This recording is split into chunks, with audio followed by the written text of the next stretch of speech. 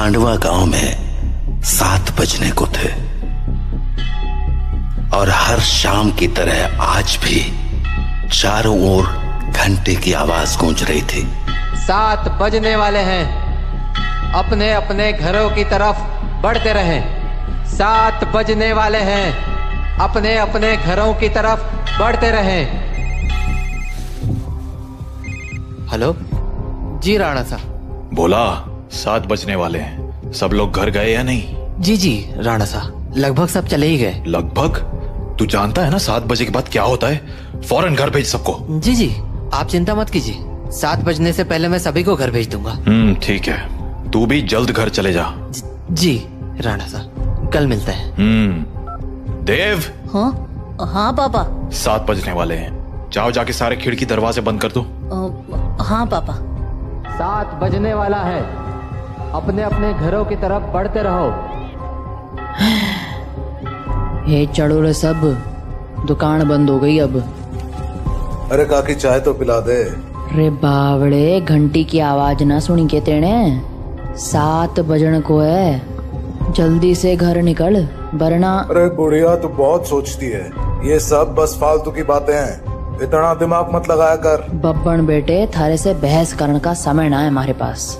बेहतर होगा कि 7 बजने से पहले तू अपने घर पहुंच जा, क्योंकि अगर रास्ते में वो मिल गए ना तो दोबारा यहाँ मत आइयो, क्योंकि मैं दरवाजा ना खोलूंगी, समझ गया?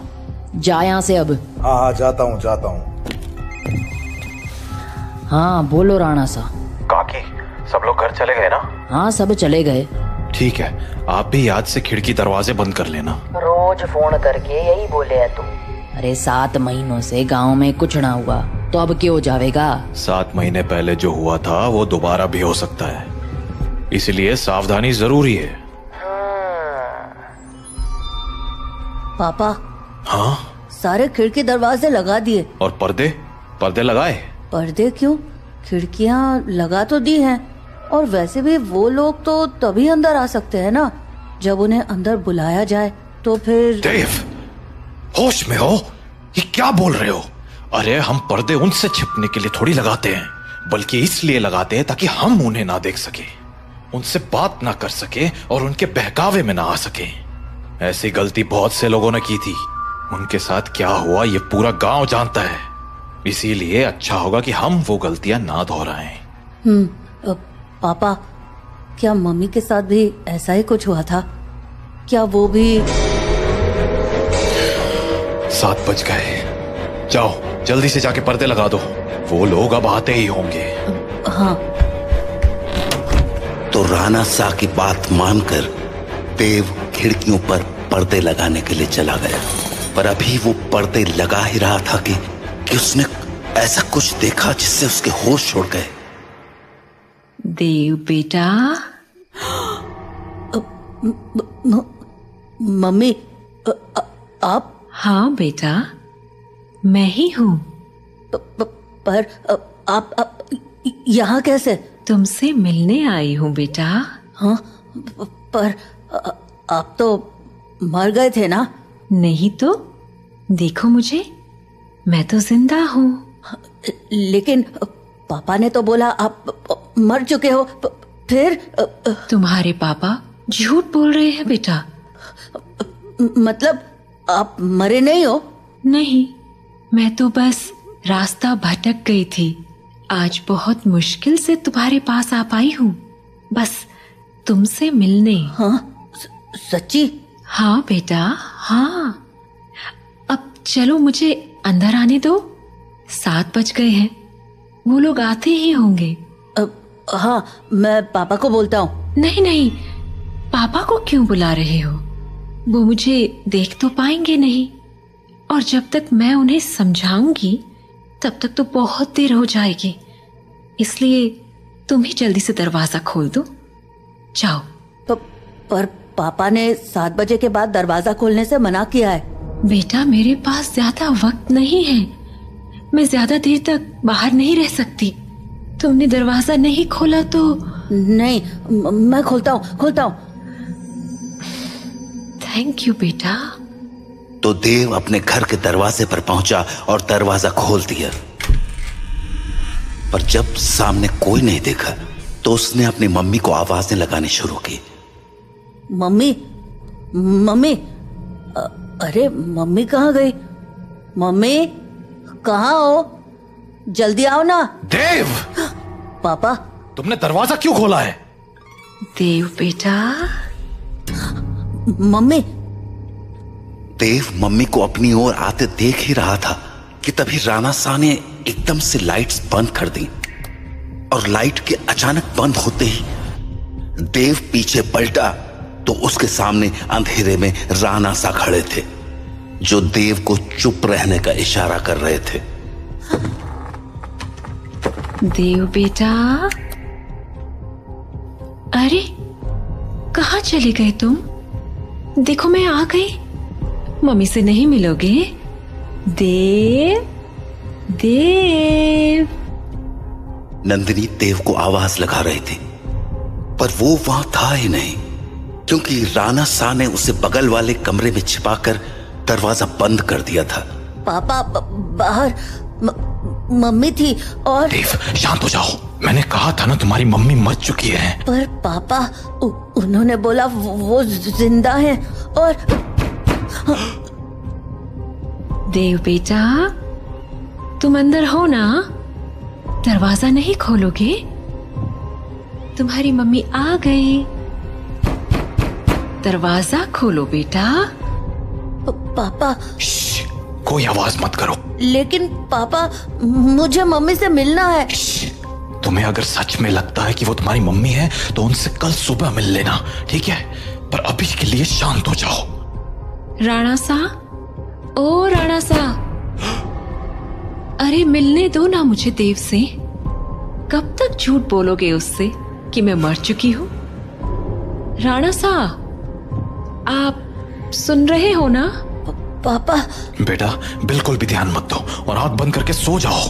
पर पापा, मम्मी ये क्या बोल रही हैं? शांत रहो देव, कल सुबह मैं तुम्हें सब समझा दूंगा, पर अभी के लिए चुपचाप आंखें बंद करो और सो जाओ। तो देव अपने पापा के कंधे पर सर रखकर सो गया और जब सुबह हुई तो राणा शाह देव को आवाज लगाते हुए बोले, देव उठ जाओ, सुबह हो गई है। हाँ सुबह हो गई तो मम्मी से मिल सकते हैं ना अब? आओ मेरे साथ, तुम्हें तुम्हारी मम्मी से मिलाता हूं। लेकिन जैसे ही दोनों कमरे के बाहर आए वहां कोई नहीं था। हाँ? मम्मी कहाँ गई? मैंने कहा था ना कि वो तुम्हारी मम्मी नहीं थी। पापा वो मम्मी जैसे ही बात कर रही थी। बेटा मैंने समझाया था ना तुम्हें, पर्दे लगाने के पीछे की सबसे बड़ी वजह यही है कि हम उन्हें देख ना पाए, उनकी बातों में ना आ पाए, जैसे कल तुम आ गए। पर वो बोल रही थी कि वो मरी नहीं है, जिंदा है। अगर वो मर गई है तो यहाँ कैसे आ गई? एक काम करो, मेरे साथ आओ। हाँ? कहाँ पापा? बस चलो मेरे साथ, तुम्हें कुछ दिखाना है। तो उसके बाद वो दोनों गांव के लगभग बाहर चले आए और वहां पहुंचते ही देव बोला, पापा हम लोग यहाँ क्यों चले आए? बताता हूं, पर पहले आसपास देखकर ये बताओ कि यहाँ क्या दिख रहा है तुम्हें? यहाँ तो कुछ भी नहीं है। आसपास बहुत सारे पेड़ हैं, सामने गांव से बाहर जाने का रास्ता है और पास में बब्बन भैया का घर है। तुम्हें कहीं पर कोई बस दिख रही है क्या? हाँ, वो उस तरफ एक पुरानी सी बस है। क्यों? बेटा ये वही जगह है जहां तुम्हारी मम्मी की मौत हुई थी। हाँ, उस दिन हमें शहर से लौटने में देरी हो गई थी और गांव पहुंचते पहुंचते सुबह के 4 बज गए। सूरज निकलने में थोड़ा वक्त था तो गांव के सभी घरों की खिड़की दरवाजे बंद ही थे, इसीलिए सुबह होने तक हमारे पास झाड़ियों में छिपे रहने के अलावा कोई चारा नहीं था। हम लोग एक झाड़ के पीछे छिपे ही थे कि मैंने तुम्हारी मम्मी की एक आवाज सुनी। नंदिनी, क्या हुआ? राणा साहब, उन्होंने हमें देख लिया है, हमें कहीं और जाना पड़ेगा। हाँ, पर कहाँ? आसपास कोई घर है? घर तो है, पर मुझे नहीं लगता कि अभी कोई दरवाजा खोलेगा। तो अब क्या करें? वहाँ एक पुरानी सी बस है, हम उसमें जाकर छिप सकते हैं। हाँ ठीक है, चलो तो हम दोनों फटाफट उस बस के पास पहुंच गए। पर फिर क्या हुआ? मैं तो बस के अंदर चला गया, पर तुम्हारी मम्मी मेरे पीछे नहीं आ पाई, क्योंकि वो बाहर खड़े होकर किसी से बात करने लगी। क्या हुआ बेटा, क्यों रो रहे हो? आंटी, मुझे बहुत डर लग रहा है। मैं बाहर छूट गई हूँ। मेरा घर बहुत दूर है। अरे बेटा रो मत, एक काम करो, मेरे पास आओ, हम लोग इस बस में छिप जाएंगे, फिर वो लोग हमें नहीं ढूंढ पाएंगे। सच में आंटी? कोई नहीं ढूंढ पाएगा? हाँ हाँ पक्का, कोई नहीं ढूंढ पाएगा। आ जाओ। Thank you aunty. पर मैंने तो आपको ढूंढ लिया। हाँ?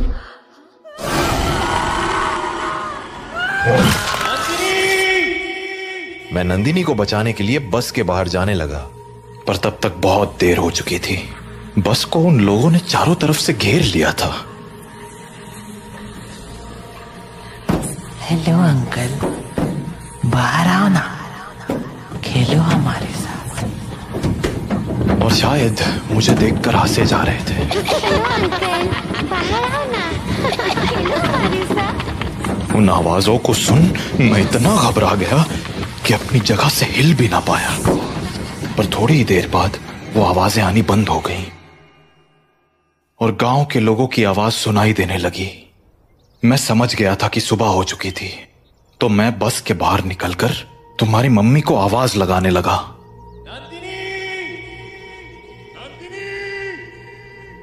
पर वहां अब कोई नहीं था। मैं कई दिनों तक उसके लौटने का इंतजार करता रहा, पर वो नहीं लौटी। फिर जब गांव वालों ने मुझे बताया कि रात 7 बजे के बाद उन बाशिंदों के साथ नंदिनी भी शिकार पर आती है, तो मुझे इस गांव का एक गहरा राज समझ आया। क्या राज? यही कि जो लोग रात को इस गांव में आते हैं वो इसी गांव के रहने वाले थे, पर उनकी मौत के बाद वो ऐसे बन गए। मतलब कल जिसे मैंने देखा वो तुम्हारी मम्मी नहीं थी बेटा, क्योंकि मरे हुए लोग वापस नहीं आया करते, इंसान बनकर तो बिल्कुल नहीं।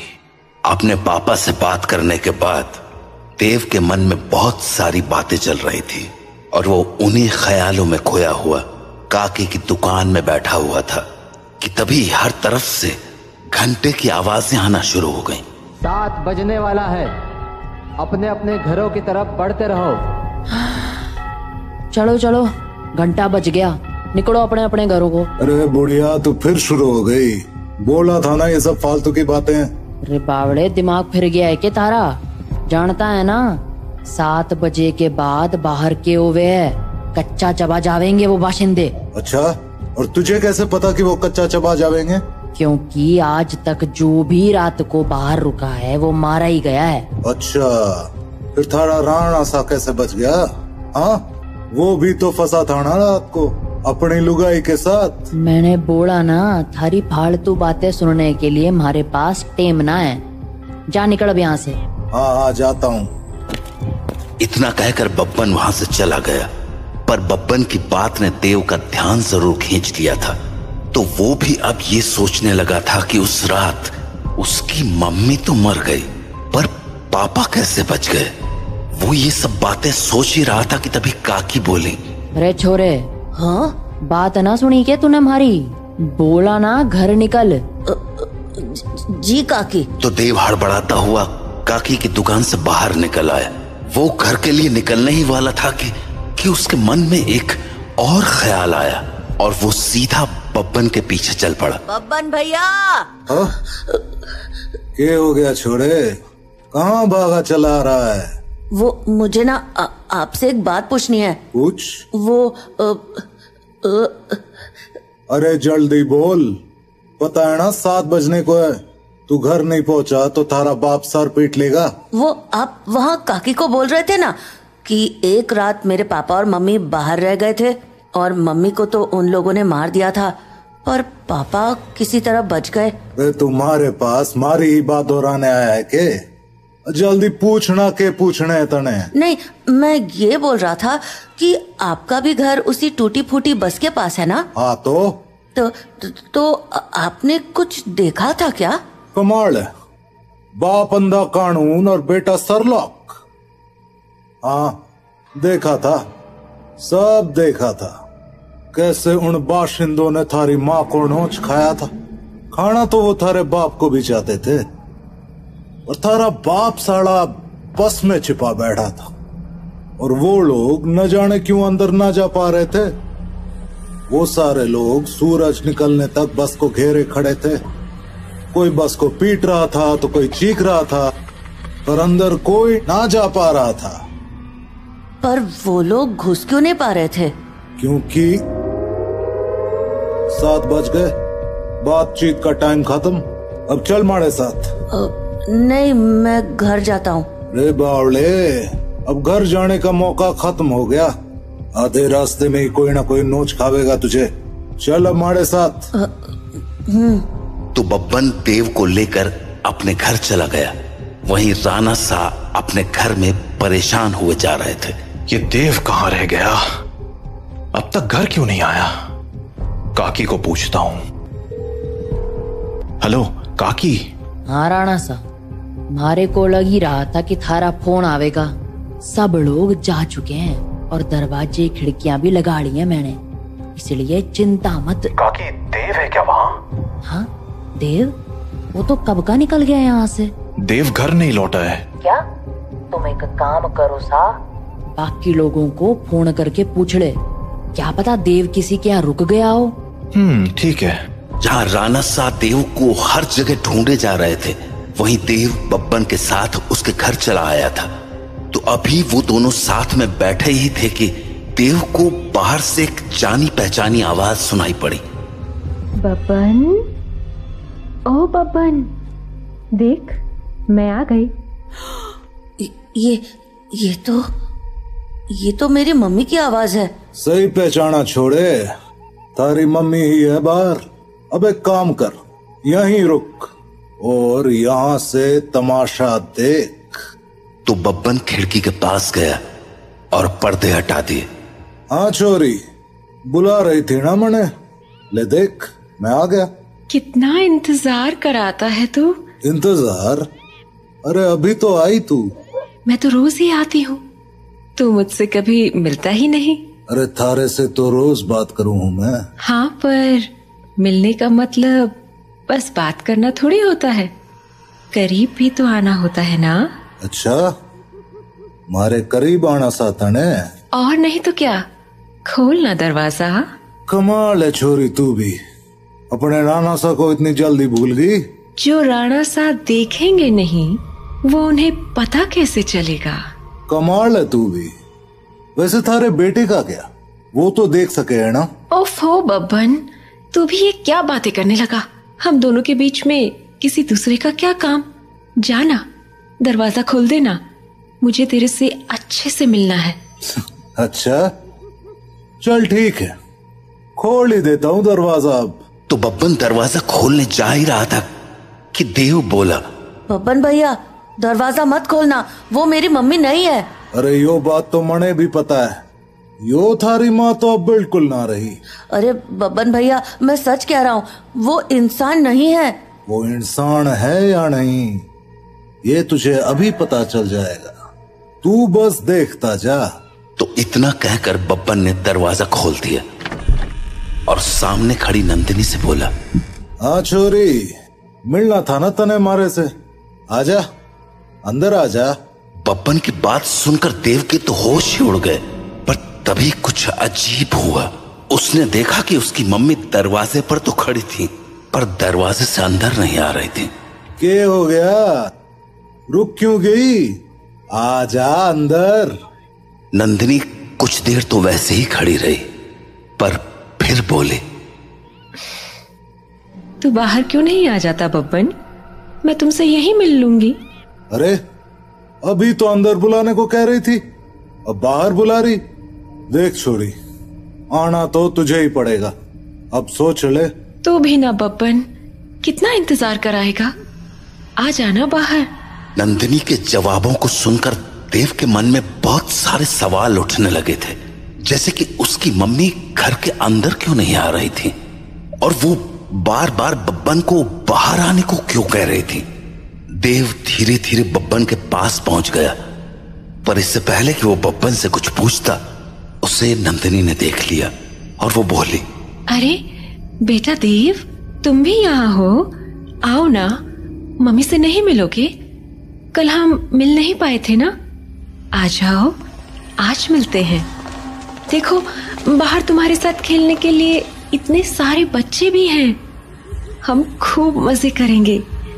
आ जाओ बेटा। नंदिनी और उसके साथ उन बच्चों की टोली को देखकर देव को डर तो बहुत लगा, पर उसने नंदिनी की बातों पर ध्यान न देते हुए बब्बन से पूछा, बब्बन भैया, दरवाजा तो खुला है और आपने मम्मी को अंदर आने को भी बोल दिया है, फिर वो अंदर क्यों नहीं आ रही हैं? और ये बच्चे भी बाहर ही खड़े हैं, क्यों? समझदार लगे तू, सही सवाल पूछना जाने। हाँ, मतलब यो कि जिस रात मैंने थारी माँ को मरते हुए देखा, उस रात मैं भी यही सोच रहा था कि आखिर इन बाशिंदों ने थारे बाप को क्यों नहीं मारा, वो बस के अंदर क्यों ना गए। तो अगली सुबह मैं बस के अंदर गया, ये देखने कि आखिर वहां ऐसा था क्या जिसने उन बाशिंदों को रोक दिया था। पहले तो मुझे कुछ समझ नहीं आया, पर फिर मुझे जवाब मिल गया। क्या जवाब? वो देख। हाँ? यो है रुद्राक्ष की माला। यही वो चीज थी जिसने थारे बाप की जान बचाई थी। बस के अंदर यही लटकी हुई थी। मुझे इसके पीछे की वजह तो ना मालूम है, पर इतना जरूर पता है कि इस रुद्राक्ष की माला को दरवाजे पे टांग दो तो ये साले चाके भी घर के अंदर नहीं घुस पाएंगे। सच में? और नहीं तो के। तो आपको पक्का पता है कि ये इसी रुद्राक्ष के कारण अंदर नहीं आते हैं? रुद्राक्ष उतार के दिखाऊं? देखेगा क्या होता है? हाँ? नहीं। छोरे, ये कोई पहली बार नहीं कराया मैंने। सारी जांच करने के बाद ही अपने दरवाजे पे टांगा है इस रुद्राक्ष को, समझ गया? ये ले, थारे बाप ने फोन मिला दिया। हेलो? हाँ राणा सा। हाँ, चिंता ना करो, थारा छोरा हमारे पास ही है और पूरी तरह सुरक्षित है। चलो, शुभ रात्रि।